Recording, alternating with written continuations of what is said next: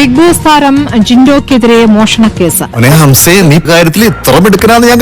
പരാതിക്കാരി ജിൻഡോയിൽ നിന്നും ലീസിനെടുത്ത് നടത്തുന്ന ജിമ്മിൽ കയറി മോഷണം നടത്തിയെന്നാണ് പരാതി. നിയമത്തിന്റെ മുന്നിൽ നിങ്ങൾ കുറ്റവാളിയായി തീരും.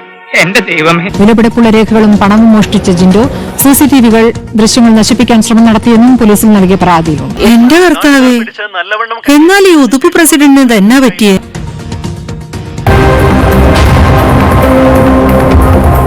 ജിൻഡോയുടെ പേരിലുള്ള കൊച്ചി വെണ്ണലയിലെ ബോഡി ക്രാഫ്റ്റ് ജിം പരാതിക്കാരി ലീസിനെടുത്ത് നടത്തുകയാണ്.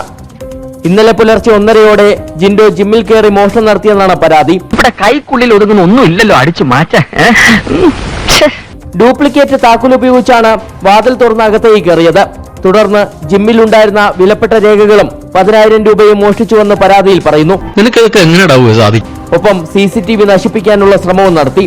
യുവതിയുടെ പരാതിയിൽ ജിമ്മിൽ അതിക്രമിച്ചു കയറിയതിന്റെയും മോഷണം നടത്തിയതിന്റെയും വകുപ്പുകൾ ചുമത്തിയാണ് പാലാരിവട്ടം പോലീസ് കേസെടുത്തത്. നേരത്തെ ഇതേ യുവതി നൽകിയ പരാതിയിൽ ജിൻഡോയ്ക്കെതിരെ പോലീസ് ലൈംഗിക അതിക്രമ കേസ് രജിസ്റ്റർ ചെയ്തിരുന്നു. എല്ലാവർക്കും സന്തോഷമായല്ലോ. എനിക്ക് സന്തോഷമായി. എല്ലാവർക്കും പിരിഞ്ഞു പോവാം.